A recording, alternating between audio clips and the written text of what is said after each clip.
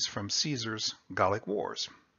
And let me tell you about the AP. You probably are here because you already know about it. This is called Advanced Placement, and the Advanced Placement exams are a series of exams that you can take in various subjects going into college, for which, if the institution is willing, you can get actual college credit.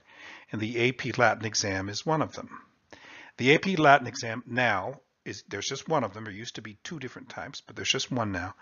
Includes passages from Caesar's Gallic Wars and extended passages from Vergil's Aeneid. Now I'm working on another course right now on Vergil's Aeneid, and I hope to have that up soon. But right now I've completed the syllabus and the work on the Gallic Wars. So let me tell you what this is. Now, I've taught AP Latin exams for many years. I've taught Latin at all different levels. And one of the most difficult things about the AP exam is the Latin. You know, Caesar's Gallic Wars and Vergil's Aeneid, which we'll get to in another class, are very interesting for lots of reasons. But the AP exam is concerned mainly and almost exclusively with how well you can work through the Latin. So you may love Caesar's Gallic Wars, you may know everything about it, but if you can't read the Latin, you're not going to get a good score.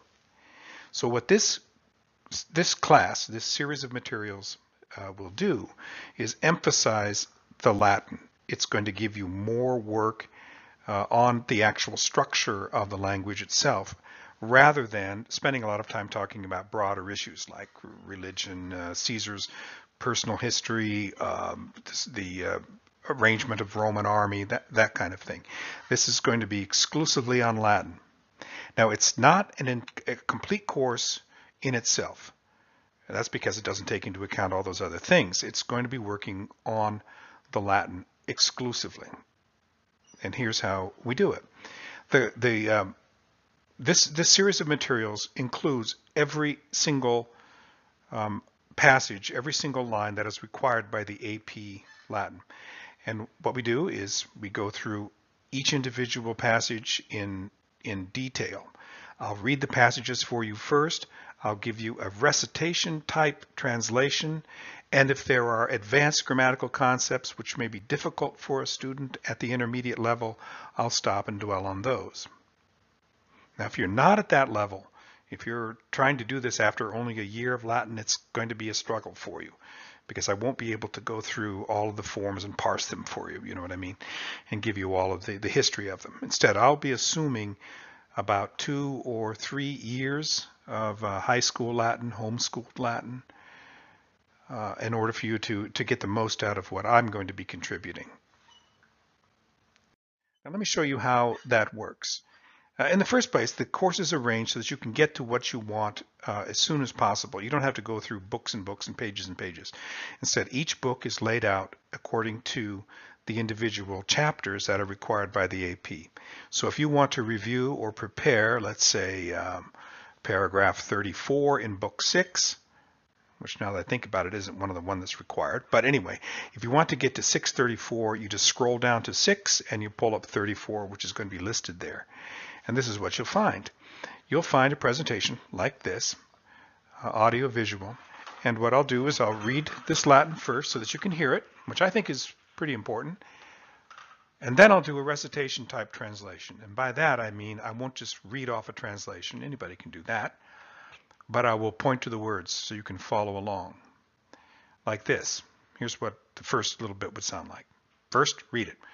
Druides abello abesse consuerunt, neque tributa una cum reliquis pendunt. I should say reliquis, sorry. Reliquis pendunt. Okay, so that way you can hear it. And then I do this. Druides, the Druids, consuerunt.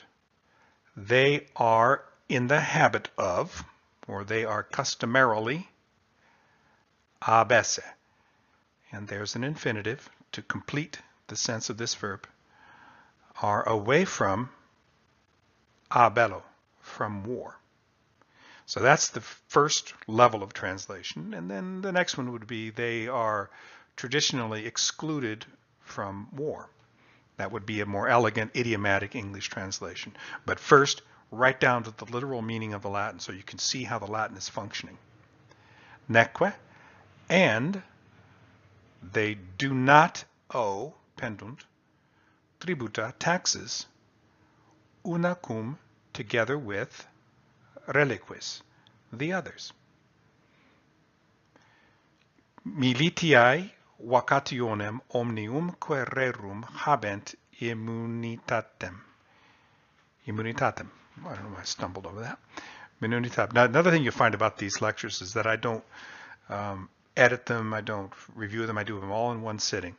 So this is like a live class. Okay, they have an exemption or a vacation of military matters, and they have immunity from all things. So that means that they are exempted from anything having to do with the military, and they are inviolate. They're not subject to normal laws. Okay, so that's how we do it, so that you can see how the Latin is operating. And that's about it. That's what these materials are. This will be useful if you are preparing for a class, in the context of a structured academic experience. Sometimes the preparation can take hours, and that's no fun. Just by slogging through the Latin. With my lectures and translations, you'll have an overview. It's not enough just to listen to me do it. You're going to have to do it on your own and review. But if you use my lectures as part of your preparation process, I think it'll speed it up. So you won't get hung up on something that's too difficult for you and you need some help in advance. It's also going to be useful as a means of review. Don't say that you are reviewing for an exam. Well, if your notes are not in the best shape, you may have difficulty accessing them and getting any benefit from them. You can just go to my lectures and you'll find what you need. Another is, let's say you're in a class and you miss a couple of classes. Well, what are you going to do?